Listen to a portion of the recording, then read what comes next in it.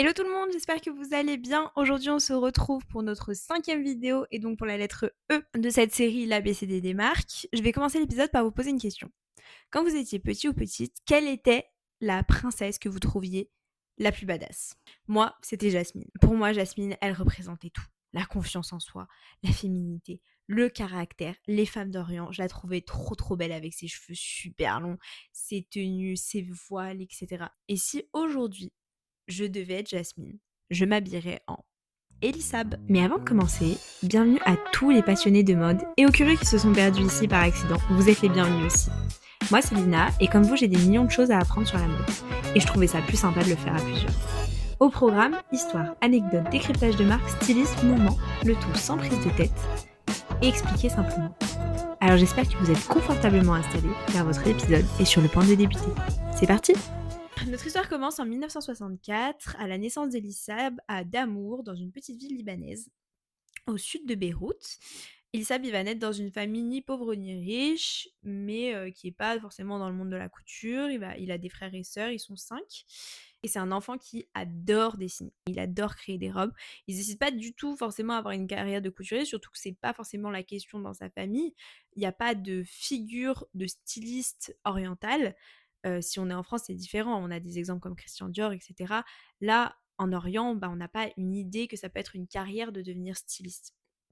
En plus de ça, il y a la question du genre qui se pose. La couture, c'est pour les filles, gna gna gna. Mais bon, c'est pas trop une question pour lui, c'est plus un hobby. Et puis ses parents le laissent faire. Il s'amuse à habiller ses sœurs avec des robes, etc., etc. Sauf que dans les années 70-80, au Liban, on a une guerre terrible qui va éclater, qui va être une guerre civile complètement meurtrière, qui va détruire le pays. Et Elisab et sa famille vont en faire les frais, leur maison va être brûlée et ils vont du coup partir pour Beyrouth. Il voit son père qui est complètement désemparé face à lui, qui ne sait pas trop quoi faire, qui essaye de sauver sa famille, mais c'est difficile, il a tout perdu, son travail, tout ça. Et lui, il se dit, bah, moi je veux l'aider, mais je sais rien faire, je suis un enfant, il a une dizaine d'années à ce moment-là. Et en fait, il se dit, bah, la seule chose que je sais faire, c'est coudre des robes, donc bah, je vais essayer de vendre des robes. Et là, carton, ça marche super bien, les gens se précipitent pour acheter ses robes, c'est ce qu'il fait, ça plaît beaucoup. Il va se lancer dans des robes de mariée également. Bref, ça va bien fonctionner et finalement, ce qui était au début seulement quelque chose pour aider sa famille va devenir l'évidence d'une vocation. Il va donc partir en Italie pour faire ses études, mais ça va pas durer très longtemps. À 18 ans, il va quitter les bancs de l'école et revenir au Liban pour ouvrir sa marque Elisab en 1982. C'est toujours la guerre et lui, son objectif, c'est d'apporter de la joie au milieu de ces bombardements. Dans les années 98, il va présenter sa première collection de prêt-à-porter à la Fashion Week milanaise et ça va faire un carton, ça va être très bien reçu et de là vont affluer les commandes un petit peu du monde entier, Paris, Los Angeles, Londres, Milan, bref, ça va très bien fonctionner. En 2000, il sera invité par la chambre syndicale de haute couture à venir défiler à Paris, sachant que on ne peut pas défiler comme on veut dans la haute couture. La haute couture, il faut être invité par la chambre syndicale de haute couture. On ne dit pas je veux faire de la haute couture. En plus de ça, il y a des critères à remplir. Donc en 2002, c'est pour ça qu'il ouvrira son premier atelier rue Pierre Charon à Paris, un atelier de couture qui pourra lui permettre de défiler sur la Fashion Week parisienne en haute couture de manière plus récurrente. Mais en 2002, c'est surtout le moment où Hailey Berry va porter sa robe aux Oscars. Et là, la marque va devenir complètement mondiale, elle va exploser, ça met le nom de Elisab sur une carte. En 2006, il adhérera à la chambre syndicale de haute couture en tant que membre correspondant. Et en 2007, il ouvrira son premier magasin sur les Champs-Élysées. De là, la marque n'a fait que s'expandre dans le monde, n'a fait que progresser, n'a fait que mettre l'Orient sur une carte et le nom d'Elisab sur une carte. C'est maintenant à la partie collection effet marquant. Comme je vous l'ai dit, Elisab, il se destinait pas forcément à une carrière de couturier. Lui, il est parti du principe qu'il a toujours été entouré de femmes très belles, c'est lui qui le dit, et il a toujours voulu les rendre encore plus chic et encore plus élégantes que ce qu'elles n'étaient déjà par naturel. On dit souvent en mode, on peut voir quand un couturier aime les femmes, et bah là, c'est vraiment le cas. Elisab, si on devait le définir en 3 mots, ce serait élégance, chic, et pour moi princesse, parce que vraiment il fait des créations qui sont complètement folles. À ses tout au début, quand il avait une quinzaine d'années, il ne faisait que du prêt-à-porter parce que il ne voulait pas se plier aux exigences des clientes, parce qu'on était dans une société où la cliente venait avec une idée et vous devriez lui réaliser son idée. Non, lui, il préparait des modèles pour être absolument sûre de la qualité de ce qu'il proposait. Si la cliente trouvait son bonheur dedans, tant mieux pour elle. Si elle le trouvait pas, tant pis. Je trouve ça super malin parce que du coup, ça permet d'être un gage de qualité permanent sans prendre trop de risques parce qu'il est petit, donc c'est normal qu'il ne prenne pas des risques fous sur des créations où il ne sait pas s'il va réussir à tenir les délais, la qualité du produit, etc. Lui, il dit bah je sais faire ça, si ça te plaît, achète, si ça te plaît pas, bah tant pis, ça plaira à quelqu'un d'autre. Donc au début, c'est pour ça qu'il a commencé à faire du prêt-à-porter. Très vite, il a commencé à grandir, il a commencé à avoir de plus en plus de techniques, il a été de plus en plus performant. Ce qui fait qu'il est très vite passé en haute couture parce qu'il est très connu pour ses broderies. Il fait des broderies absolument magnifiques sur tulle, donc c'est une technique qui est très très très compliquée. Et si on pense à une robe élissable, on va penser sequin, on va penser paillettes, on va passer des grands voiles aussi. Ces créations, elles sont vraiment à la croisée entre l'occidental et l'orient. Ce qui est assez étonnant, c'est qu'il fait des robes qui peuvent être très décolletées ou alors avec une grande fente, etc. qui, bah, en Orient, ça peut-être moins marcher. Mais il arrive à les combiner avec des codes orientales, donc par exemple des robes très serrées qui font penser à des caftans, ou alors des silhouettes avec des grandes épaules, ou même des grands voiles, des grandes traînes. Il avait l'habitude d'habiller beaucoup de princesses, ce qui fait que finalement ces créations, elles vont plaire à tout le monde, du monde occidental et du monde oriental. Et c'est vraiment, il arrive à prendre le meilleur des deux mondes pour faire quelque chose d'absolument magnifique. Ces défilés haute couture, c'est toujours quelque chose qui est extrêmement attendu à la Fashion Week parce que c'est un moment de magie suspendue dans le temps où vous avez l'impression de voir des milliers de princesses défiler sur les tapis rouges à chaque fois. Et je trouve que c'est fou d'arriver à faire des robes d'une technicité pareille. La haute couture, c'est toujours très très très impressionnant, peu importe la marque. Mais là, c'est tellement beau, c'est tellement précis, on dirait limite de la science en fait ce qui est fait. Vous imaginez qu'une robe peut prendre entre 500 et 3000 heures de travail. Enfin, je sais pas si on se rend compte. À ce niveau-là, ce sont des œuvres d'art qu'il propose et je trouve ça absolument fou.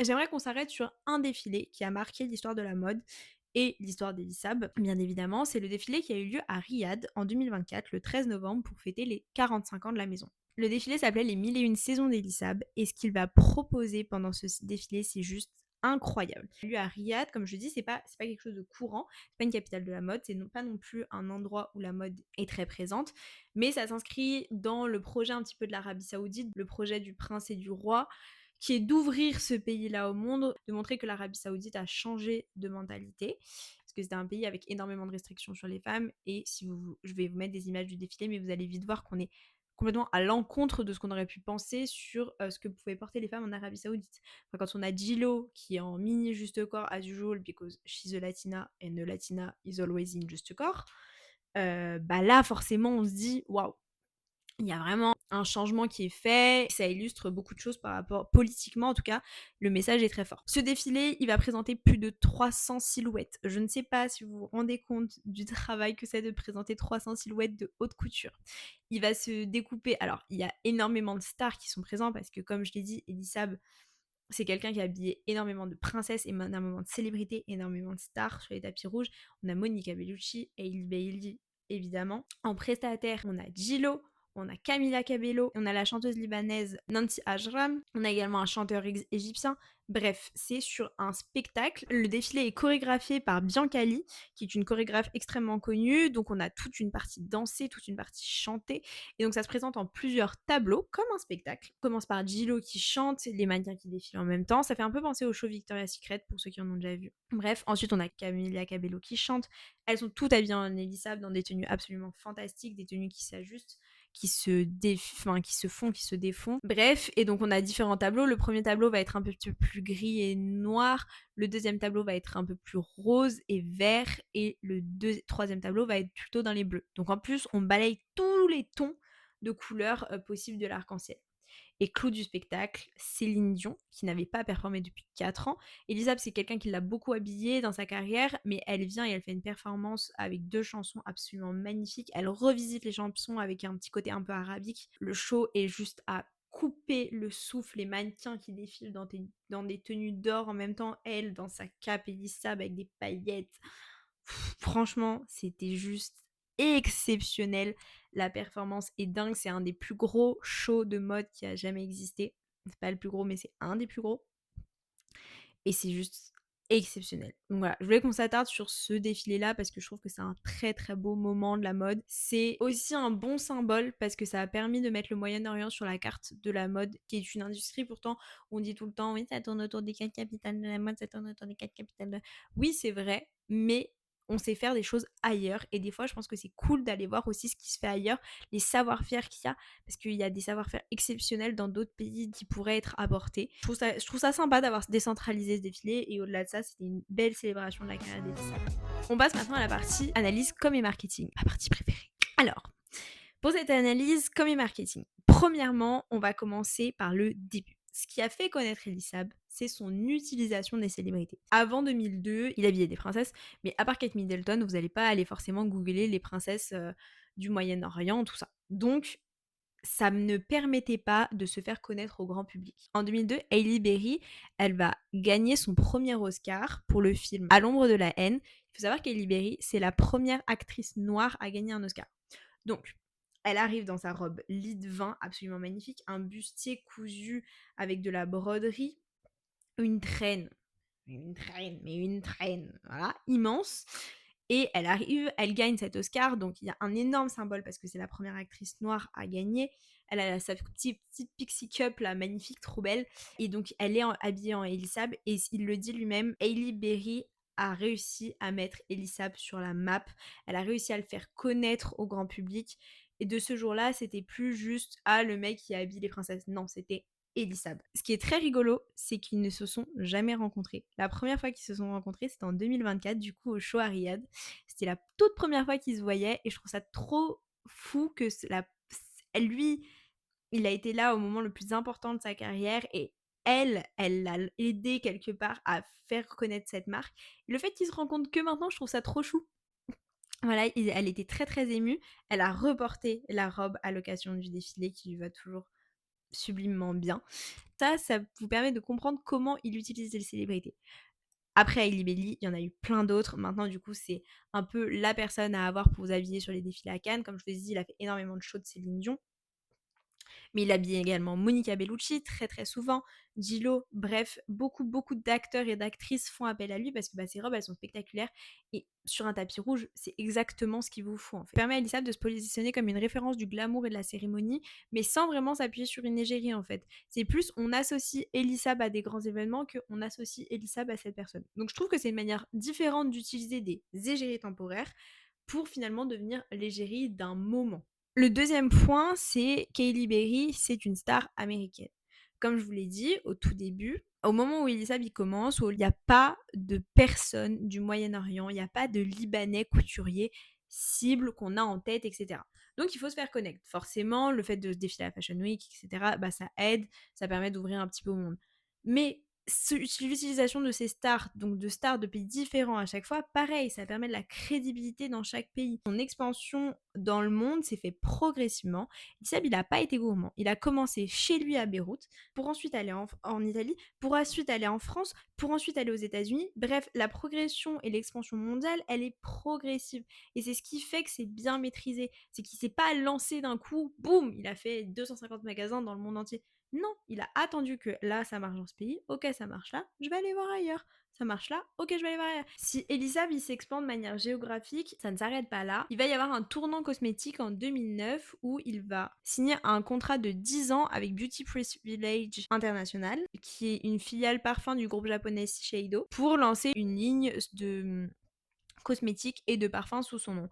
Lui, il considère le parfum comme une étape clé d'une marque de mode parce que ça lui permet d'avoir, on en a parlé chez Dior, une empreinte olfactive qui est tout aussi importante que l'empreinte visuelle parce que ça fait travailler les sens. Dites-vous qu'en marketing, plus vous faites travailler les 5 sens, plus vous avez une chance d'attraper le consommateur et qu'il puisse faire des connexions. À l'époque, BBI, il gérait déjà les lignes de Jean-Paul Gaultier, Isaki Miyake, bref, c'est quelque chose qu'ils ont l'habitude de faire et donc là, ils se lancent avec Elisa. Le premier parfum sortira en 2011, c'est un flacon qui est biseauté avec un espèce de ruban de soie qui reprend les codes de la couture pour refaire un rappel à la marque. La marque, elle va pas s'arrêter au parfum, elle va étendre son côté licence cosmétique en faisant un partenariat avec MAC Cosmetics pour des collections de maquillage capsule par exemple.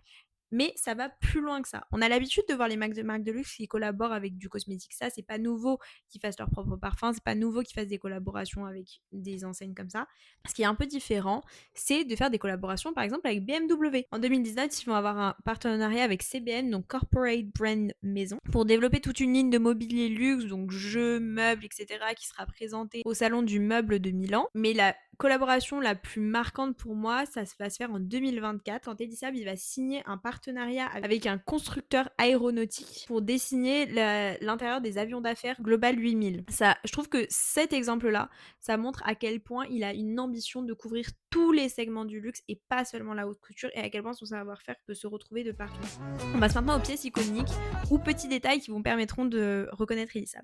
La première chose, c'est la broderie. Il a une technique très particulière, donc je vous ai expliqué, il fait de la broderie avec des sequins sur tulle, ce qui donne l'impression qu'en fait les broderies flottent sur la peau, ça fait quelque chose de très transparent, et comme si on avait posé des patchs, mais en fait tout est brodé à la main, et c'est très très difficile à faire cette technique. Ça s'appelle une broderie en clair-obscur, et c'est tellement cousu de manière fine, invisible, qu'on a l'impression qu'en fait ça flotte et que c'est fait de manière magique. Elisab, il le définit lui-même, cette broderie, comme sa patte et sa signature. Une deuxième chose, les silhouettes cintrées et sculptées. La silhouette Elisab, elle est simple. Taille toujours marquée, des épaules parfois structurées et des silhouettes avec des grandes traits, des grandes robes qui tombent sur les jambes, qui viennent dessiner le corps de la femme. La coupe, c'est le mix de Hollywood et de l'Orient. Et du coup, ça fait une silhouette un petit peu, ouais, princesse, conte de fées, idéale en fait finalement, parce qu'on a vraiment le meilleur des deux mondes, donc à la fois la sensualité, et à la fois le côté cintré, très structuré, très grande dame. Et enfin, la dernière chose, on n'en parle pas forcément très souvent, mais c'est les couleurs. Elisab, alors, sauf sur le dernier défilé vraiment où il a balayé toute la palette de couleurs du spectre, mais c'est plutôt connu pour être un ton très pastel. Il a une gamme chromatique qui est assez récurrente, donc on est sur du ivoire, de l'or, du champagne. Parce que lui, pour lui, les couleurs pastel se marient très très bien avec le doré, les sequins, les diamants, les bijoux.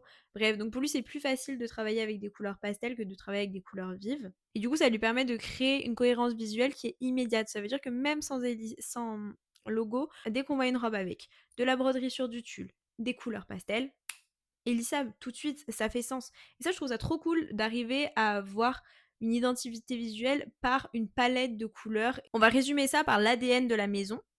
Elisab, qu'est-ce que c'est? C'est féminité, élégance et grâce. On arrive à la fin de ce podcast, c'est l'heure de vous donner mon avis sur cette marque. Alors, c'est une marque que je ne connaissais pas du tout, du tout, du tout. J'avais vu quelques créations comme ça, j'avais entendu parler du défilé Ariette, mais je ne l'avais pas vu. Je me suis régalée à regarder les 1h30 de défilé, vraiment ça a été mon film du dimanche soir. C'est quelqu'un de très très très discret, j'ai beaucoup aimé ce qu'il a dit, qu'il préférait laisser son produit parler pour lui-même plutôt que de se mettre en avant. J'ai trouvé ça trop chouette et trop mignon. Je trouve que son histoire, elle est juste magnifique. Il vient d'un pays magnifique, le Liban, vraiment un pays incroyable. Je trouve que son histoire, elle est belle. Je trouve que les raisons pour lesquelles il s'est lancé dans la couture, elles sont encore plus belles. De vouloir apporter de la beauté dans la guerre, enfin, pardon, mais qu'on lui donne le prix Nobel de la paix tout de suite, qu'on fasse ça là. C'est pas possible. Voilà, je trouve que c'est une belle personne. C'est une personne qui est très très douce quand vous regardez des interviews. Il est tout mimi, tout gentil. Il a de l'or dans les mains. On ne peut pas dire autre chose. Enfin, les créations d'Elisab, je vous jure, mais vous restez bouche ouverte tellement c'est beau. J'ai toujours trouvé que la mode c'était de l'art, mais je trouve que quand ça s'exprime le mieux, c'est forcément en haute couture. Et c'est sur des créations de ce niveau-là de technicité, parce que c'est juste exceptionnel de réussir à faire des choses comme ça. Enfin, c'est des choses. Et je suis très heureuse que ce soit des robes qui soient portées, mais franchement, elles devraient être exposées dans un musée. Enfin, et j'aime bien le côté de. C'est une marque de haute couture, elle est connue pour ça. En fait, il y a plein de choses qu'on connaît pas derrière, comme je vous ai dit, bah, par exemple, les partenariats avec l'aviation. Je trouve ça trop cool qu'ils se diversifient, mais de manière complètement différente. Voilà, on se retrouve la semaine prochaine, nous non, pour la lettre F. Bisous!